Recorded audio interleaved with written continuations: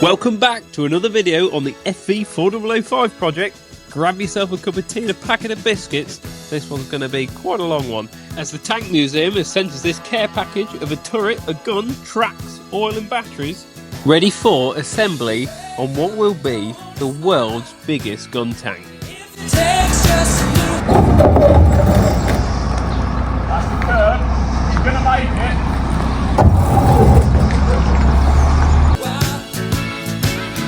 Big thanks to Steve Cook, who brought the turret all the way from Dorset to our workshop in Leicestershire, despite having a blowout middle of the night. Didn't stop him from getting it delivered. And we also need to thank Class at Manns Market Harborough for giving us this brand new Class Scorpion on demonstration. This telehandler could lift 5.6 tonne. It sure made light work of lifting the entire turret of the FV4005, which I would think must weigh around 5 tonne. It had no issues whatsoever lifting the main gun, which I think must weigh about 5.5 tonne. It did make most of the lights come on the weigh scale, but it didn't go into the red. Originally, I planned to use the Foden to lift everything off the lorry, but it would have took quite a lot of time. The Class did the whole thing in about 5 minutes flat. Great visibility in the cab meant that I could lift the turret in the shed with millimetres to spare without hitting the door.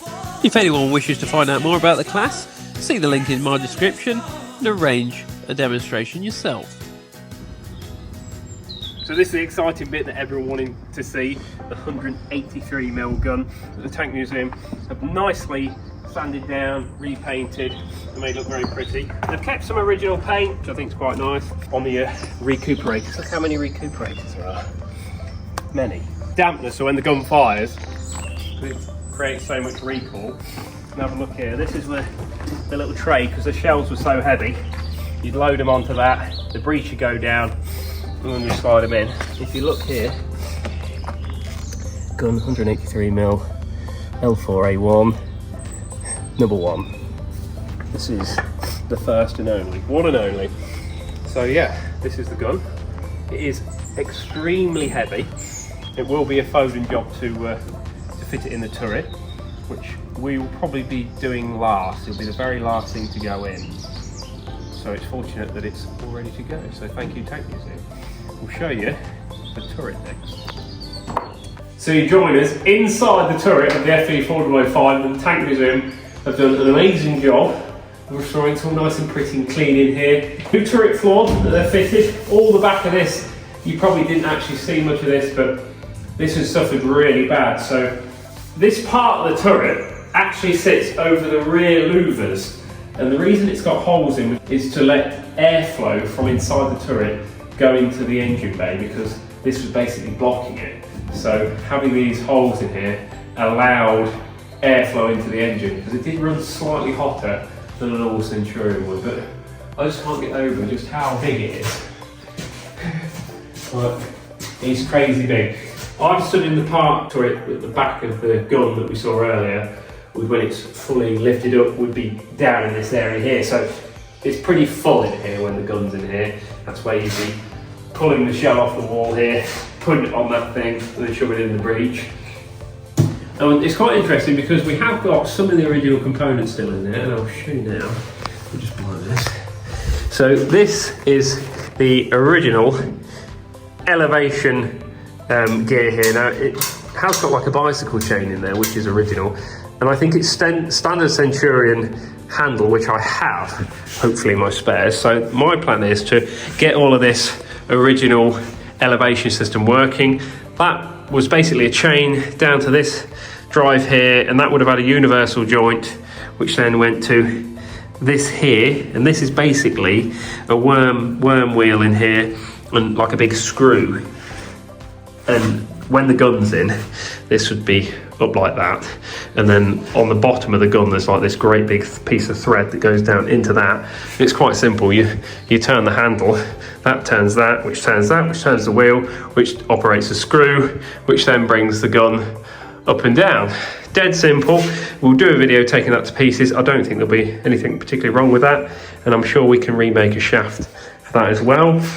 The driver's seat has been repaired as well. They've had that done. The Tank Museum had that done. I'll show you that in a second. That's outside. Apparently, again, a standard Centurion driver's seat.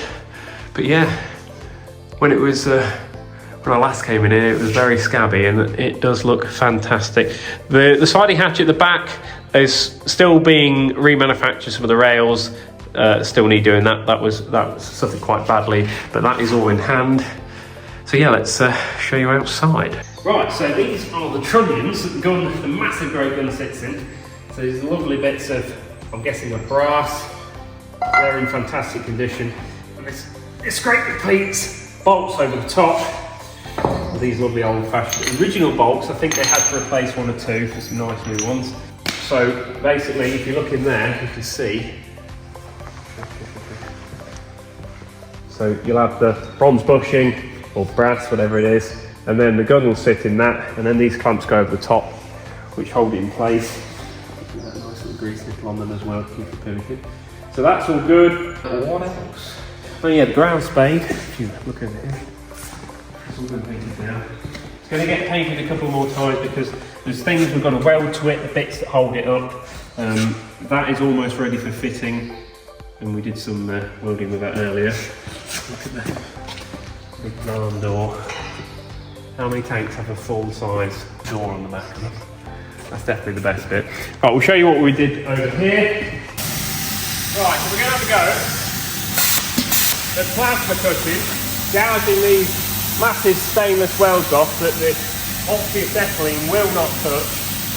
We're going to try and gouge them off with the plasma cutter because unfortunately that's in the wrong place. That needs to come off, that needs to be cut down. Same as that, there's a rear sprag, there's a bracket that bolts from here somewhere, and then something like that further down, which is, why couldn't they just make it bolt off the, what were they thinking? You'll look like a mad professor. Brand new gloves, look. I'll try and see, can't have a clue what to do.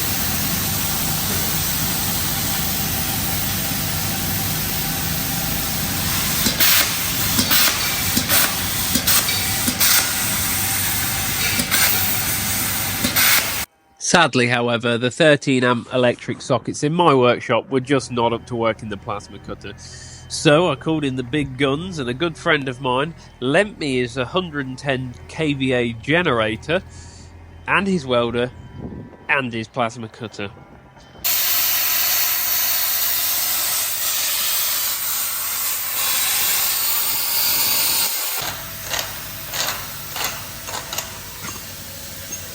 What's your torque? And I'm going to smash the torque. Oh, it's a pound work.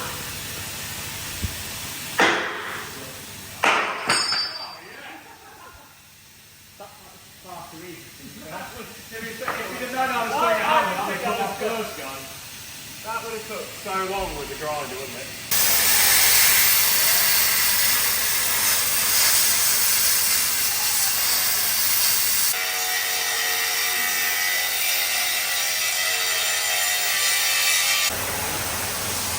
Want it? Maybe. Want it? Just going to do that now. Slide along.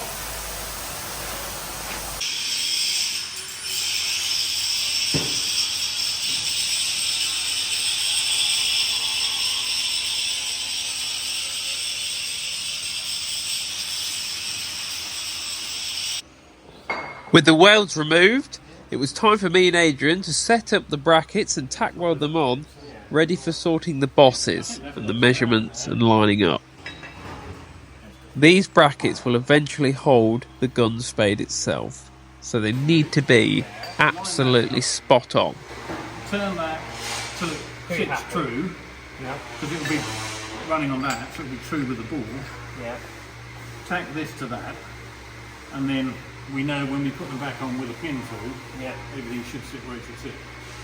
So what we'll do, once we get that tacked on there, with that plug on there, take that plate off, do the same on that side, and then we'll measure between the two bosses, because then if we have to take anything off the top of those, now it's time to, well, I can just say when they machine the food, and can you take a few 2 mil or whatever, you know, off there.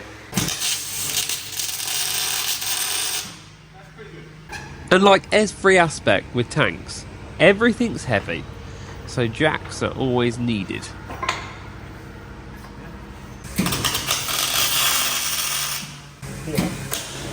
Cool. So yeah, happy with that. So now we're going to cut that back We'll off. take that one off. That's how it works, yeah.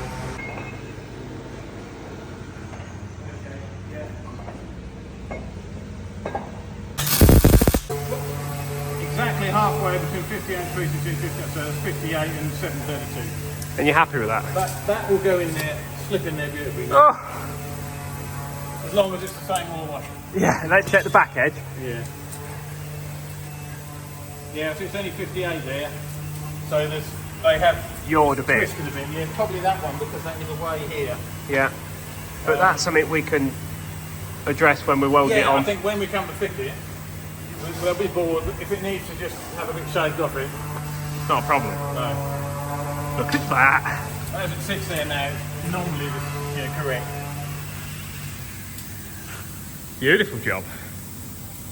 So now what's left to do with this, these original towing eyes that are cut off, which originally sat there and on the opposite side, these are now going to be welded back on, but slightly in that position. We've marked out where they're going to go exactly. So they're going to get cleaned up and fitted back on. Now these brackets here are what actually holds the rear sprag on, which we've had to cut out all the welds down here to make it fit right on the edge here. And then because this is like a tape, it's all that sets how it sits square. So when that piece of plate is at that angle, by turning that round, gets it from going like that to straight. Obviously we want the gun to be able to pivot nice and straight. So clever old Adrian Bell's made a lovely job of that. Now the next thing to do with these, now that we've tacked them in place, did some measurements, and we're happy that that's bang in the right place, that's now going to go to the machine shop along with that one, and they're going to bore straight through the centre of that. And as you can see, there, it sits on the tank at that angle, but it's actually level, if that makes any sort of sense. And what we want is to make sure that the pin goes through that plate, bang straight there, which will mean it'll come out at a funny angle here. So it's all fairly simple stuff. I know what I mean, some of you might know what I mean, others of you don't. And of course, so that will go on that side, and then you have this piece here, which will sit here, and the pin will go straight through that one, and then into that, and that will hold the spade on. And then there's a couple more pieces. We've got a bracket that goes on here, which is when you're driving around and you're not using the spade transport position, whatever, has like a wing nut to hold it, so you haven't got the weight of the whole spade on the winch. Now the winch has been all made, so we'll show you that as well. The winch will basically, it's got brackets that weld on here, and the winch will sit up here. Let's show you the winch. Come this way. The winch is all in primer now. So here's the winch handle.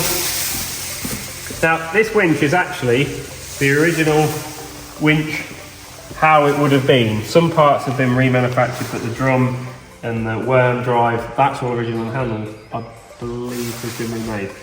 But it's all basically pretty, well, that's very accurate because that part is correct. This is some of the gun crutch, which you've probably seen in another video, and that's the winch cover, all in primer. What else?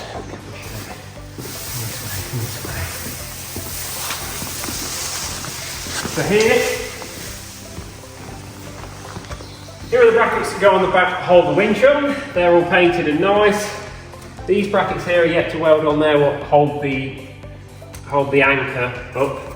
And these are what need to be welded on the back of the anchor. And basically they will slot into there and they will hold it up in position.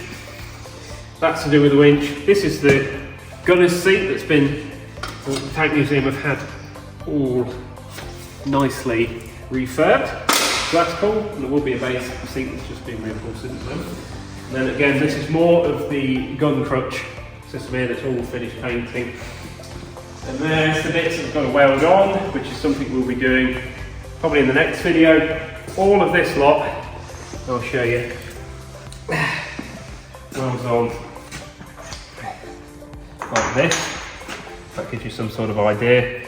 And then the gun crutch will sit here. 2 more pieces get welded on there. A bit of a work of art on gun crutching.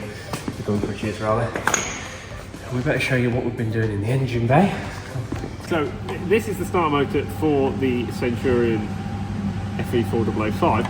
And one thing we're going to do to it that we do to a lot of them, these Centurions, is because they have a bit of a habit of backfiring on startup and then smashing all the the little gearbox up inside the start motor. These are incredibly weak and they're incredibly expensive, these starter motors, because they keep breaking. So one little thing that me and Jack do, and it tends to work quite well, is there's a ratcheting system inside this bit here, and when you turn it, this is how you time the engine. So every click, you probably come in very close, you might hear it. Every click like that is a degree on the crank when you're timing the engine. But you can only go one way, you can't go the other because it's a one-way ratchet. So what happens is, when the engine starts up, this shoots out into the crank and then starts turning the engine. But it's pushed out so hard that even though it's on a slip joint, where in theory, if the engine backfired, it should slip and not drive, because that's pushing at the engine so hard, it still has enough friction to spin the motor backwards. But that ratchet doesn't allow it to spin backwards, so then the force has got to go somewhere, and what happens is it smashes up the gears. So what me and Jack have realised, it's a good little thing to do to them, is you take this ratchet thing out, which I'll show you in a minute, turn it upside down so it no longer ratchets, then the motor can spin either way. And what you find is, if it does backfire on startup, all it actually does is just spin the motor backwards, which doesn't damage anything, and the starter motor tends to last a lot longer. An engine that's timed shouldn't backfire on startup, but what you find is a lot of these vehicles, you don't use them a lot. You could go to them a year later and start it, and it could just be struggling to get fuel up, and it could backfire it even though it's timed correctly. So just a little thing we're going to do, we'll show you how we do it. It's dead simple, and it's easily reversible when you want to time the engine again. So yeah, I'm going to whip these bolts off and I'll show you what we're doing. Oh, film me, film. Yeah, go on then. Talk about me. Shut up! Yeah! Jesus Christ. Right, so we've undone the bolts for this top hat. I'm going to take that off. I've undone the circlip, which good job we did because it was already broken, so I'm going to replace that Nice. for a It better... definitely didn't focus on that way there. There you go, broken. Okay, so I'm going to take this washer off. Good job you And can then- see through your hands. Yeah, it's good, isn't it? So then there's a drive gear. Oh, nice. And what you nice. have here is Look at this. the ratchet. You see that? Ooh. And all I do is literally turn that upside down. That way it cannot ratchet. Pretty simple. And then we just pop that back on there with the teeth the other way up on the spline. Look at him go, what a bloke. What a bloke. What a bloke. Right. Ow, my finger. Let's get that to line up. Job's a good one. There you go, ladies and gentlemen. It's right, isn't it? And then you put your little washer on top. Yeah. Like that. Like that. There we go. And then the circlip. Which and is then, broke. And then the bolts. Yeah. Nice, good And work. then, we'll show you in a minute, but that won't ratchet then, and we should be able to turn it either way, which should stop it breaking in a backfire. Perfect. Right, that's the start motor all finished off and bolted back on. Someone was asking what these holes in the floor for, and they're for access to get it. The oil filters, there's gauze filters at the bottom of the engine there, and it's good access to the bottom bolts from the starter. You can manage it without, but that's what that's for. And there's another one at the front, and we'll show you that in a minute, because that's for fitting the clutch, or help fitting the clutch and setting it. Next job is to fit the clutch. So we've got all the clutch fork all nicely polished up, everything's been copper slipped and oiled, bearings and everything have been replaced, and it's been clear lacquered. So that'll be bolted on when we put the clutch in, and the clutch is all ready to fit on the forklift. With the new lifting frame, fitting the 1/4 ton clutch was easy work. Right, that's the clutch more or less fitted.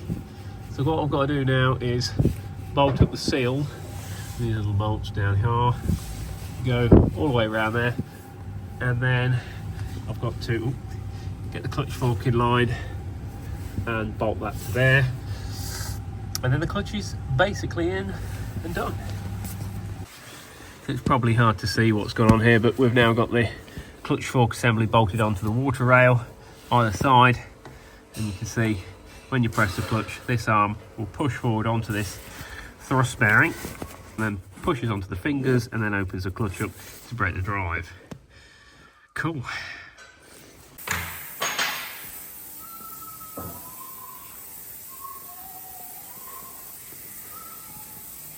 I thought it makes sense now to fit the radiators.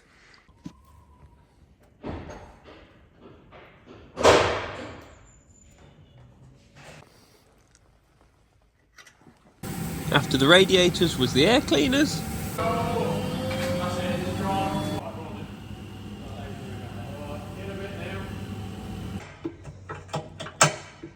The access is great. Good. But it's worth it. It's taking a lot of holding now, isn't it? It was now time to push the tank outside, ready to fit the gearbox. Keep going. We're literally pushing 50 tonne here, or the best part. I've not got any grippy shoes on. I think we've stopped. Go on. That was an achievement. We're only going to go a little bit more. Come on, we can do it, man. Let's stand on these pipes, that'll give you some grip. That's a good point.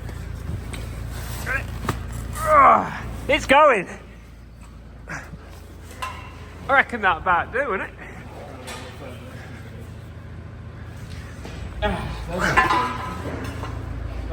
That'll do. What, we're ready for getting the gearbox in. Ooh, look how clean it is. One very clean gearbox. Ready for the Centurion.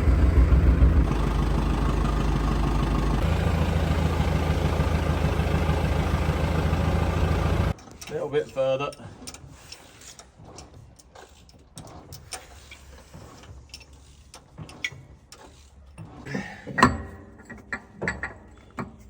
Lining up. Ooh, straight in. That's why I love these tanks. They're just good, Things aren't like that. Like on a Chieftain, don't get me wrong, it's still pretty easy on a Chief. But that's But that easier. just slides in. I'll take these off for a minute. Alright, do it again.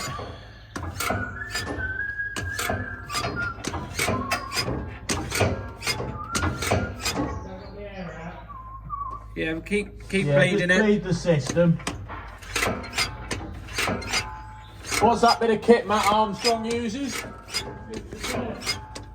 Yeah. Now it's a little bit dusty in here because well, we're working, but the engine bay now is fully complete. So a little look around. The gearbox is all fitted, clutch is fitted, and we shall show you doing that now because some people want to see all that, so we thought we'll leave that to the end of the video. Clutch is all set, brakes are all set. They're probably going to want some fine tuning, but it's literally not a problem. And hopefully in the next video, I'd like to think we're going to be putting the tracks on. The tank museum kindly delivered to us as well, and trying to start it for the first time, and maybe drive it, which would be exciting. So that's all to look forward to. Hopefully that's good enough. Just remember as well, we are trying to do a project that would usually probably take most people 6 years, and we're trying to complete it in 6 months. So ourselves and the Tank Museum have been working around the clock to make this possible, but we don't want the quality to suffer, having said that. So a couple of late nights for me and Jack and the rest of the team, but we are making good progress now, and yeah, we're on the final leg of the is it the leg? Can be. Final leg of Final the, leg. Final leg Stint. of the journey. Anyway, I hope everyone enjoyed the video, and stay out, look out for the next one. I've got Jack's wedding this weekend, haven't I? Yeah, Monday. Monday, so that's going to get in the way of things. I really could do without that. I'm going to blame Jack for that. A bit rude of him getting married and all. So we got Jack's wedding, and then we'll be hitting this solidly. So I think the videos that we'll be doing will pretty much be this until it's complete. I'm also keen to fit the turret. I want to test fit the turret to make sure that our standard Centurion turret ring is the correct fitment for the FV4005 turret. We believe it is, but unfortunately nobody actually really knows, so it's a bit of an experiment, but we're pretty confident we've done some measurements and it should fit. Still got the inside to paint. I need to go to bed. But anyway, we'll see you all again. Anyway, hope you all enjoyed it, and we'll see you all again.